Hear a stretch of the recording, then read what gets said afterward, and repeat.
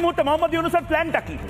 ইউনূসের ভাতে মারার ছক ফাঁস হচ্ছে আজ রিপাবলিক বাংলাতে। ভাতে মারতে চান 18 কোটি বাঙালিকে, এক বিপজ্জনক প্ল্যান মোহাম্মদ ইউনূস করেছেন। কারণ মোহাম্মদ ইউনূস একেবারে ফেল। ইউনূস বুঝেছেন তাকে পালাতে হবে এবং সে বাংলাদেশকে আমেরিকা বানাবেন। নাচুন আপনারা, 18 কোটি মানুষকে পথে বসাবে মোহাম্মদ ইউনূস। ময়ূক আপনাদের শত্রু নয়, ময়ূক আপনাদের গণশত্রু নয়।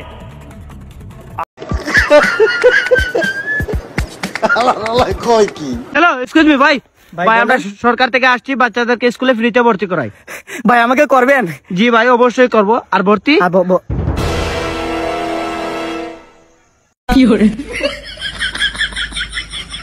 Hello guys, welcome to my অসাধারণ ভিডিও। তো কেমন আছেন সবাই? প্রথম কথা হচ্ছে আমাদের দেশে এমন কোনো কিছু নেই যা হতে পারে না। আমাদের আজকের ভিডিওতে কথা হবে বাঙালি তো সেকেন্ড পার্ট 68। প্রতিবারের মতো আজও আপনি অনেক বেশি হাসবেন, এমনও হতে পারে হাসতে হাসতে আজ আপনি উগান্ডায় চলে যাবেন। তাই ভিডিও কিন্তু মিস করবেন না। সো দেরি না করে মূল ভিডিও শুরু করে নিতে কিন্তু ভারতের 30 সেকেন্ডও লাগবে না।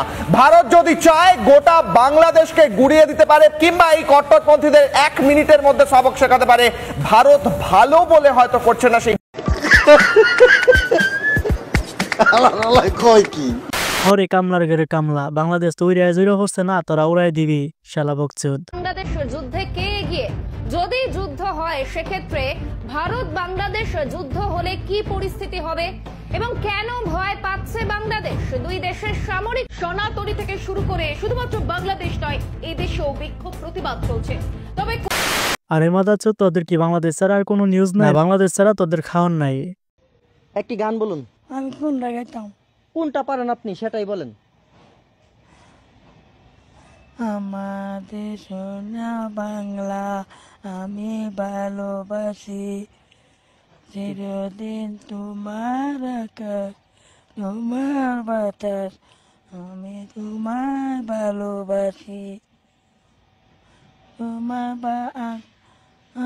পাগল। তেমন কিছু না, জাতীয় সঙ্গীতের ইজ্জত মেরে ফেলছে।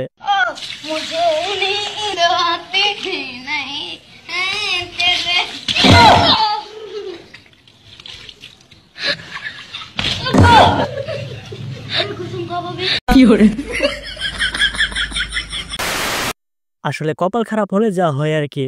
দেখুন এই মুহূর্তে মোহাম্মদ ইউনূসের প্ল্যানটা কি? ইউনূসের ভাতে মারার ছক ফাঁস হচ্ছে আজ রিপাবলিক বাংলাতে। ভাতে মারতে চান 18 কোটি বাঙালিকে, এক বিপজ্জনক প্ল্যান মোহাম্মদ ইউনূস করেছেন। কারণ কি মোহাম্মদ ইউনূস একেবারে ফেল। ইউনূস বুঝেছেন তাকে পালাতে হবে এবং সে কারণে মোহাম্মদ ইউনূস আর কোনো ইকোনমিক রিফর্ম ইত্যাদি ইত্যাদি নিয়ে ভাবনা চিন্তাই করছেন না। গরিবের পেটে খিদে সমাধান শূন্য। ডিসেম্বর চলে আসছে, নতুন বছর আসবে। মোহাম্মদ ইউনূস জানেন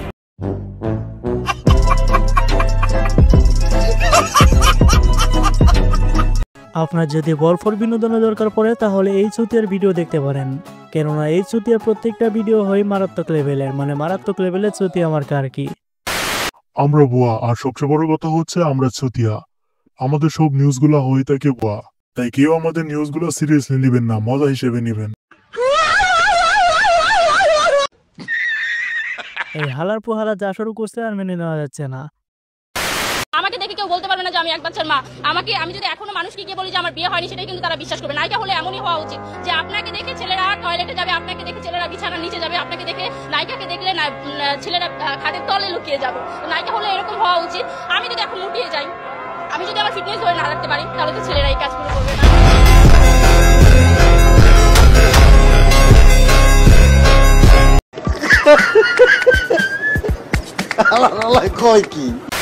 আচ্ছা, আমার কথা হচ্ছে নায়িকাকে দেখলে বিছানার নিচে যাই, এটা তো ঠিক আছে, কিন্তু বাথরুমে কেন যায়?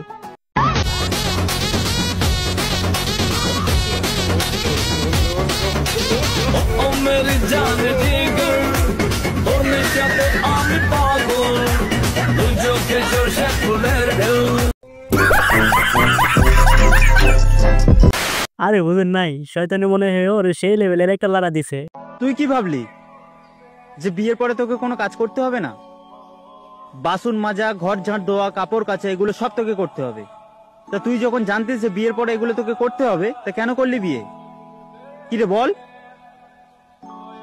কি গো, আয়নার সামনে এখানে দাঁড়িয়ে তুমি কি করছো? হ্যাঁ, কাপড়গুলো কে কাচবে? হ্যাঁ, আসছি আসছি। না বন্ধু, তুই অনেক ভালো আছিস। কি আছে?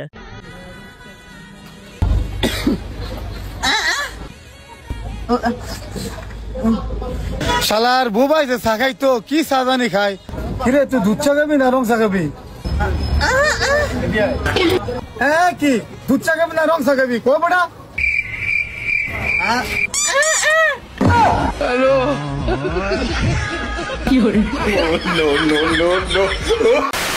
আর যেই বলেন দেখানোর স্টাইলটা কিন্তু সেই ছিল।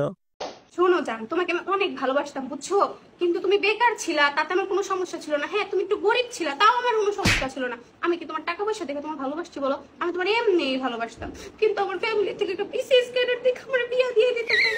তুমি কিছু মনে করো না বুঝছো, আমি বিয়ে করতে চাই না, তুমি আমাকে ভুলে যাও না, আমি সারা জীবন তোমাকে ভালোবেসে যাবো। নে এটা একটু রফিক শফিক জুয়েল রানা সবাই দিয়ে দে, ফরওয়ার্ড করে দিয়ে দে। নে উফ এত বড় ভয়েস দিলাম ভাই।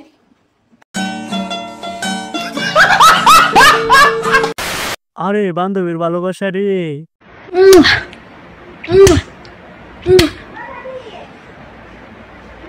লজ্জার কিছু নেই, তুমিও দিয়ে নাও। লজ্জার কিছু নাই বন্ধু, তোরই দিছে। বান্ধবী তোর জামাই পাইছি রে।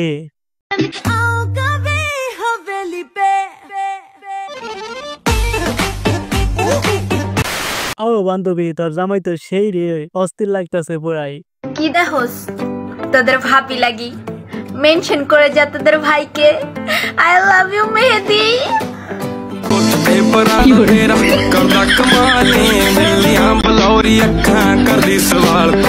মেহেদি কই রে তুই? তাড়াতাড়ি যা বেটা, তোরে ডাকতেছে।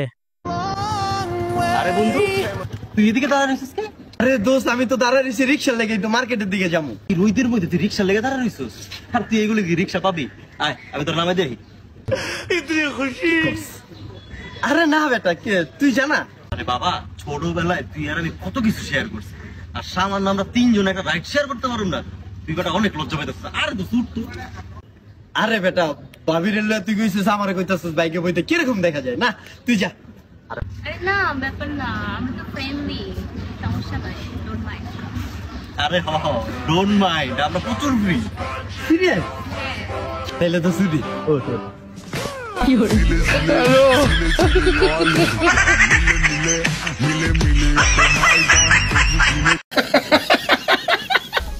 কিরে আমি ভাবলাম কি আর হইলো, তবে যাই বলেন ওরে কিন্তু ঠিক জায়গায় উঠাইছে।